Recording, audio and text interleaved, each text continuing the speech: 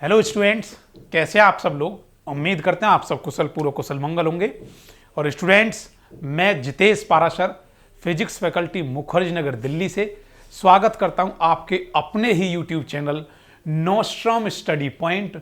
Nostrum जिसका मतलब है रामबाण, जो कारागर यंत्र साबित होता है। अभी बेटा लेटेस्ट अभी एयरफोर्स का रिजल्ट आया है, बहुत सारे बच्चों का अच्छा रिजल्ट आया, सिलेक्टेड हुए हैं, लिस्ट में नाम है। कुछ बच्चे ऐसे हैं जिनका सिलेक्टेड नहीं हुआ है।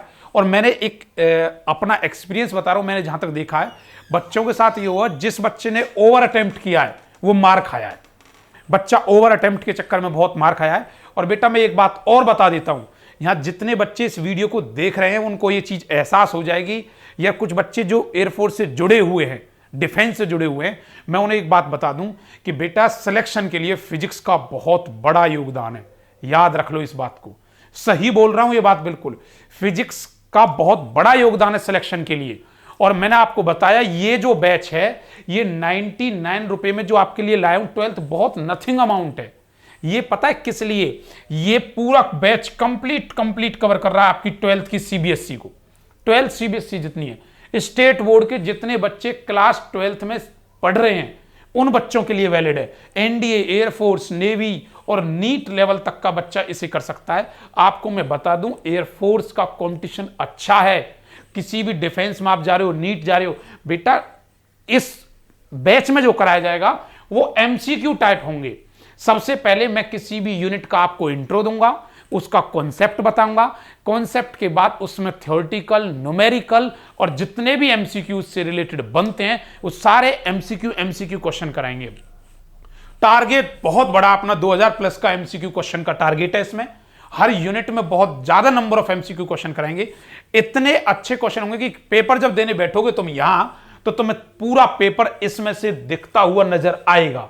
अब इस बैच को परचेज कैसे करना है मैंने बताया था। डाउनलोड करना अपने मोबाइल में मोबीशाला ऐप प्ले स्टोर से। उसमें कोड पूछेगा तो कोड लिखना है NOST 5050 और जल्द से जल्द इस बैच को आप बेटा परचेज करिए, क्योंकि दिसंबर से ऐसा हो रहा है कि ये 99 की जगह 1999 में होने वाला है। क्लियर है? तो जितना हो सकता है जल्द से जल्द बैच को परचेज करिए। और इसमें PDF फाइल आपको दी जाएंगी। मोबीशाला ऐप पे आप जब देखोगे तो इससे बेनिफिट ये होगा, फ्री बैचेज भी आपको वहां बहुत सारे मिल जाएंगे। आपको धीरे धीरे फ्री बैचेज डाल रहे हैं उस पर। और फिजिक्स का ये बैच तो आपके लिए बेनिफिट ये होगा, जितना बेनिफिशियल आप अभी ले सकते हो वो बाद में नहीं हो पाएगा।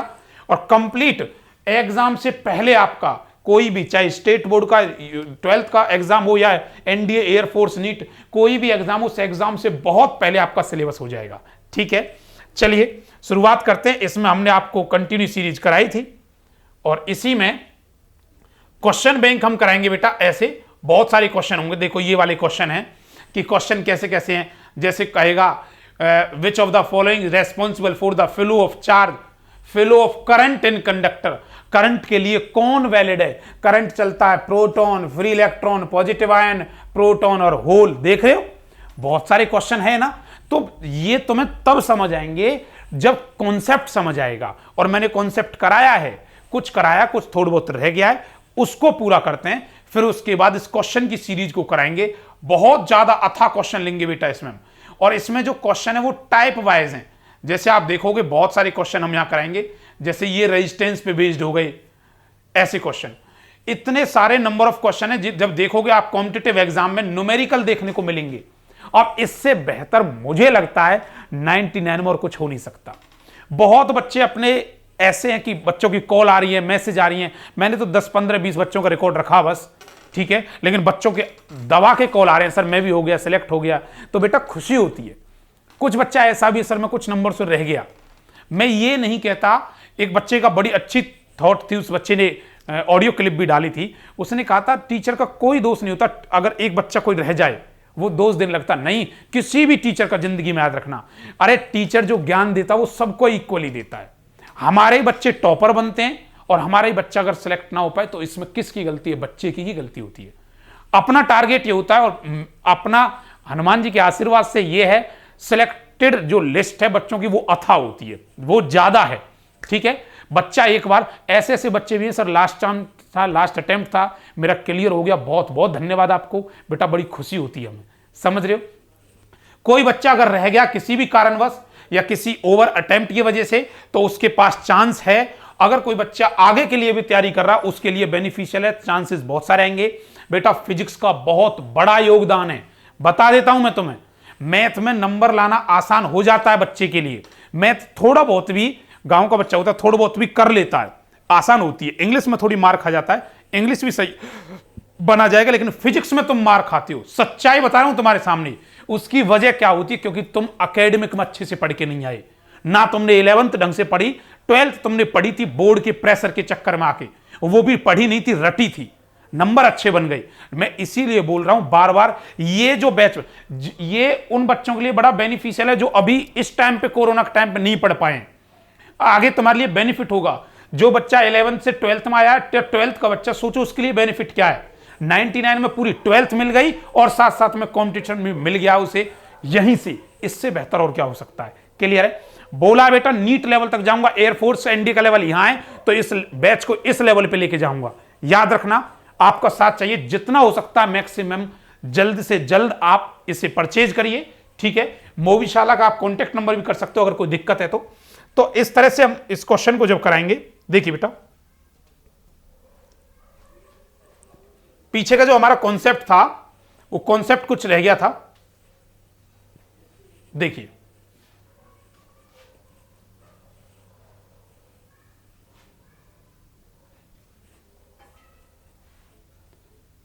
करंट इलेक्ट्रिसिटी में हमने कराया था, ये कंप्लीट रिवीजन हमने करा दिया आपको। इंटरनल रेजिस्टेंस क्या है, स्मॉल आर क्या है, ये सारी चीजें बता रहे हैं। और बेटा एक बात बता देता हूं, यहां से एक क्वेश्चन आना ही आना है, को रोकने वाला नहीं है, याद रखना।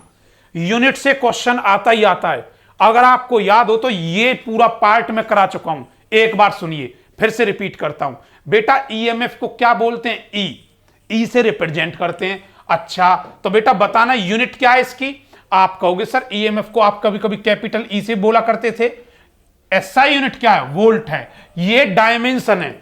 डायमेंशन अगर किसी बच्चे को निकालनी नहीं आती तो वो भी मैंने फ्री ऑफ कॉस्ट में वीडियो डाल रखी है अपने ही चैनल नोस्ट्रम स्टडी पॉइंट पर, आप देखेंगे वहां वीडियो सारी हैं, पड़ी हुई हैं, ठीक है। और फ्री ऑफ कॉस्ट भी मैं वीडियो डाल रहा हूं। बेटा एक चीज और, ऐसा बच्चा जो मेरे से पहले जुड़ चुका है, ऐसा बच्चा जो सिलेक्टेड लिस्ट में अपने अपनी पोस्ट पर है, वो बच्चा सब जानता होगा, और आप भी जुड़ेंगे तो आप भी जान जाओगे।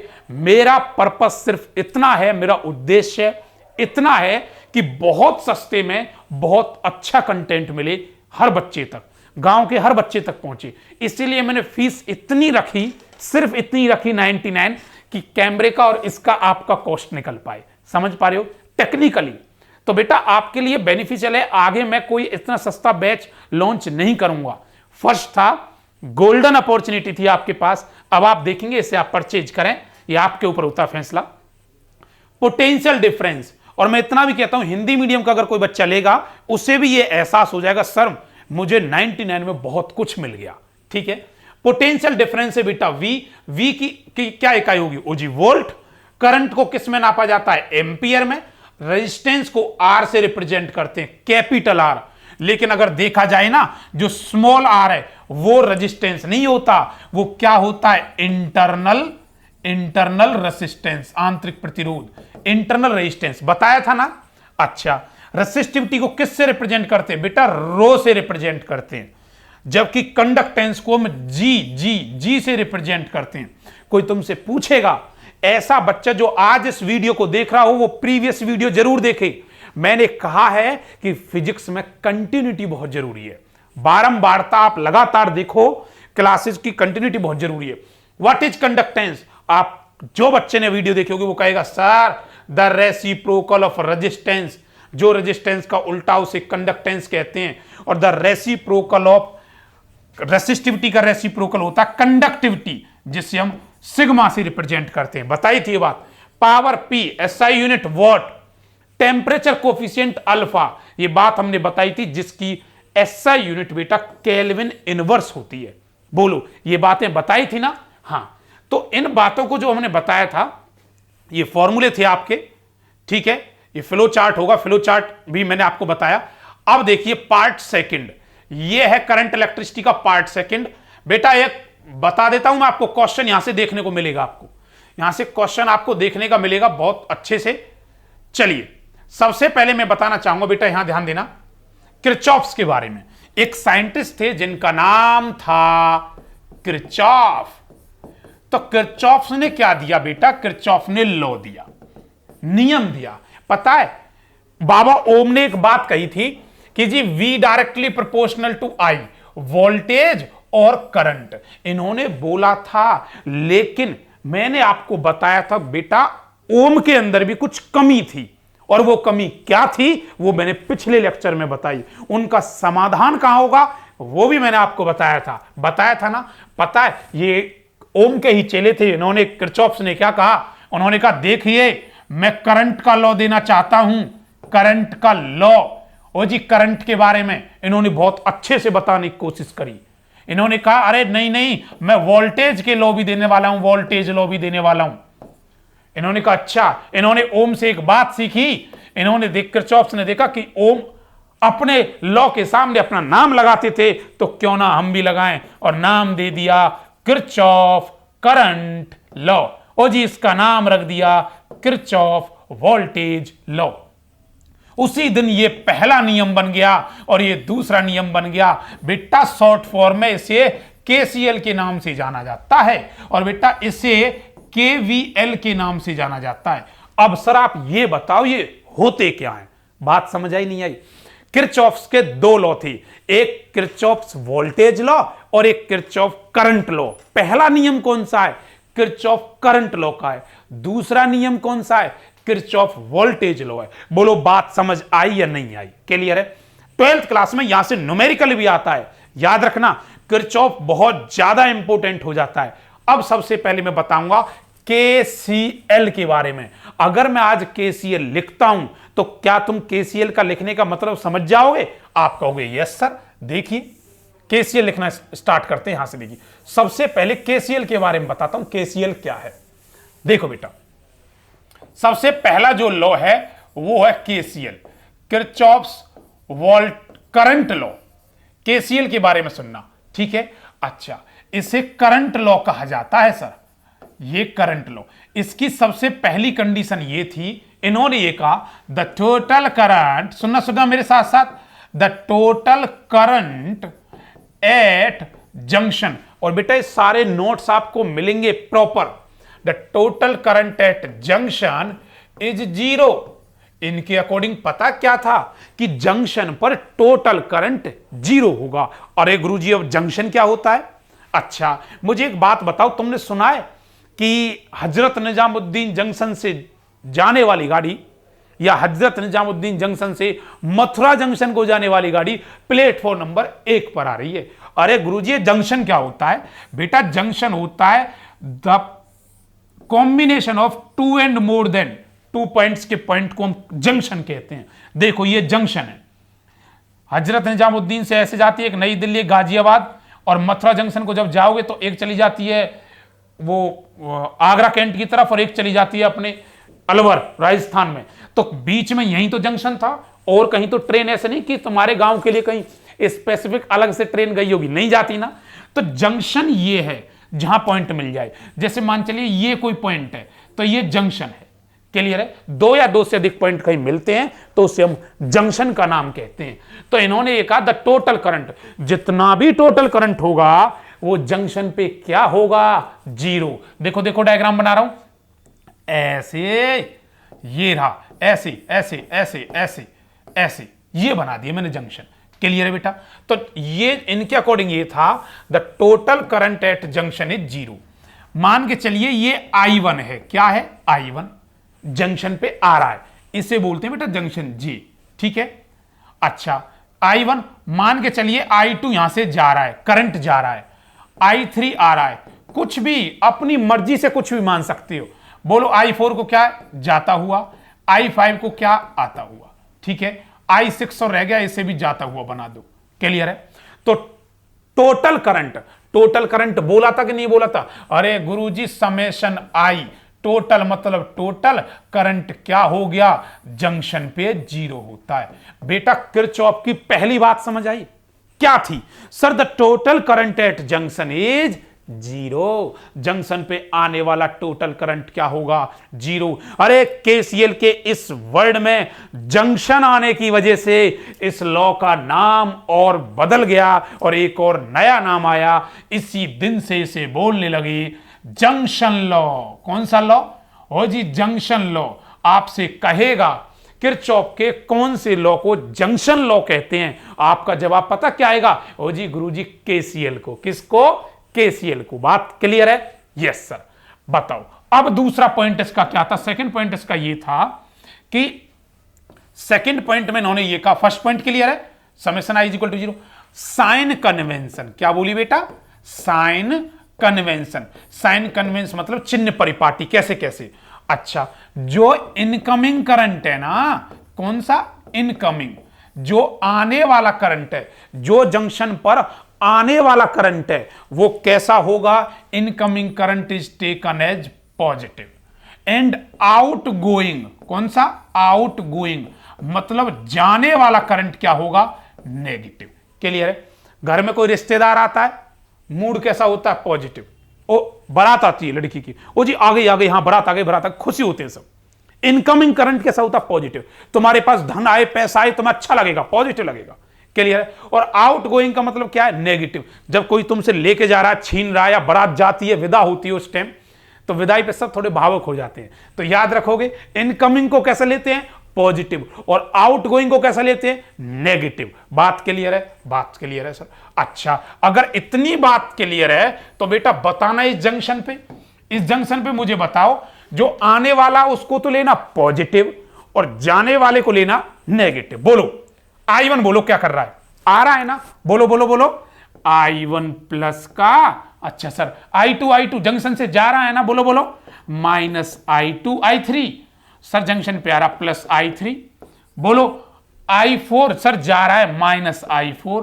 I5 सर जंक्शन में आ रहा है प्लस I5। I6 सर जा रहा है minus I6 is equal to zero. बोलो बात पची कि नहीं पची? अब ऐसे करो, I1 plus I3 plus plus एक तरफ plus I5 is equal to, बेटा ये माइनस माइनस वाले ये इधर जाएंगे तो क्या बन जाएगा? I2 plus I4 plus I6। ओ सर यहां से तो एक बात निकल के आई, the incoming current is equal to outgoing current. ओहो, आने वाला करंट जाने वाले करंट के इक्वल होता है। देख लो देख लो, ये आने वाला करंट जाने वाले करंट के इक्वल होगा। तो यहां से पता लगा fourth point, incoming current equal होगा आउट गोइंग करंट की। बोलो इतनी बात पची कि नहीं पची? मैंने कितने पॉइंट बताए? 4। पांडव कितने थे? 5। पॉइंट भी कितने होंगे? 5। बोलो बात क्लियर है? Yes sir. पहला, the total current at junction is zero, summation I is equal to zero. Sign convention, आने वाला करंट पॉजिटिव, जाने वाला करंट नेगेटिव। बेटा इस पर न्यूमेरिकल दे देता, डायरेक्ट न्यूमेरिकल देगा। तुम्हें देखना होगा आ रहा है करंट पॉजिटिव, जा रहा है नेगेटिव। इनकमिंग करंट किसके इक्वल है? आउटगोइंग करंट के इक्वल है। आपने डायग्राम बनाया। फोर्थ जो फिफ्थ पॉइंट है यहां से, सी का मतलब है बेटा, सी का मतलब है करंट, और याद रखना सी का मतलब है चार्ज। क्या? चार्ज। याद रखना। क्लियर? चार्ज यहां क्या होता है? चार्ज कंजर्व्ड होता है। क्या होता है? कंजर्व होता है या कंजर्वेशन होता है। चार्ज का कंजर्वेशन होता है। कंजर्वेशन का मतलब होता है that neither be created nor be destroy but it can convert one form to another. आपको एक बात बताऊं, बेटा जो ये कंजर्वेशन वर्ड है ना, ये जो कंजर्वेशन वर्ड है, ये सबसे पहले श्रीमद् भागवत गीता में इस्तेमाल किया गया था। आपको बता देता हूं, साइंस ने बहुत सारे वर्ड, नासा ने गीता ग्रंथ, कुरान, ऐसी ऐसी पवित्र चीजों से इन्होंने उठाए हैं जहां से वहीं से साइंस बन के आई है। तो कंजर्वेशन वर्ड का सबसे पहले इस्तेमाल भगवत गीता में किया था। अच्छा चलिए एक जस्ट इमेजिन कराते हैं। आपको एक बात बताऊं कि दुनिया के महान साइंटिस्ट अल्बर्ट आइंस्टाइन का कहना कि imagination is more important than knowledge. सोच और इमेजिनेशन ज्यादा इंपॉर्टेंट होती है फिजिक्स के अंदर। तो एक बार क्या था, आपने सुना होगा और महाभारत के बारे में आप जानते होंगे, कुरुक्षेत्र का युद्ध में मैदान में युद्ध चल रहा था जी, कौरव और पांडवों के बीच में। तो एक तरफ पितामह भीष्म थे और उनकी सेना थी कौरवों की, और एक तरफ भगवान श्री कृष्ण अर्जुन को उपदेश दे रहे थे गीता का।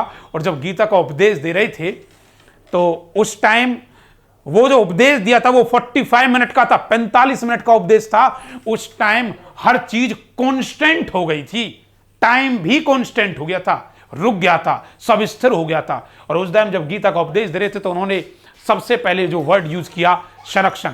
इंग्लिश कन्वर्जन का मैं बताऊंगा गीता का उपदेश क्या है। तो कंजर्वेशन वर्ड सबसे पहले जब गीता में भगवान श्री कृष्ण ने अर्जुन को उपदेश देने के दौरान इस्तेमाल किया तो उन्होंने कहा कंजर्वेशन। तो अर्जुन कहने लगा व्हाट इज कंजर्वेशन। तो मैं वैसे बता रहा हूं कि इंग्लिश मीडियम में कुछ और है, हिंदी मीडियम इंग्लिश मीडियम का कन्वर्जन कर रहा हूं। तो उन्होंने कहा conservation is that which neither be created nor be destroy but it can convert one form to another form. Arjun कहने लगा हे lord Krishna can you translate in Hindi. उन्होंने कहा व्हाई नॉट, और एक्सप्लेन किया, हे पार्थ जिसे ना पैदा किया जा सके, जिसे ना नष्ट किया जा सके, लेकिन किंतु परंतु इंतु उसे एक स्थिति से दूसरी स्थिति में बदला जा सके, उसे ही कंजर्वेशन कहते हैं, संरक्षण कहते हैं। अब इतनी देर में तो अर्जुन भी इंग्लिश सीख गया। अर्जुन कहता can you give me an example please. उन्होंने कहा व्हाई नॉट, और एग्जाम्पल दिया सोल का, आत्मा का।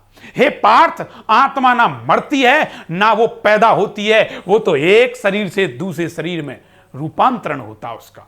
और यही वर्ड साइंस ने उठा के एज इट इज चिपका दिया, एनर्जी।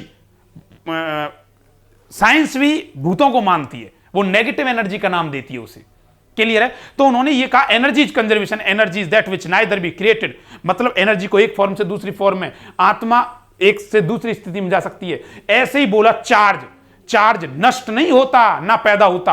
अगर आप ऐसे ऐसे रब कर रहे हो तो तुम्हारी बॉडी का चार्ज हीट में बदल जाएगा, नष्ट नहीं हुआ, ना ही तुमने पैदा किया। मतलब ऐसी चीज जो ना नष्ट होती है ना पैदा की जा सकती है, बस एक स्थिति से दूसरी स्थिति में बदली जाती है, उसी का नाम है कंजर्वेशन।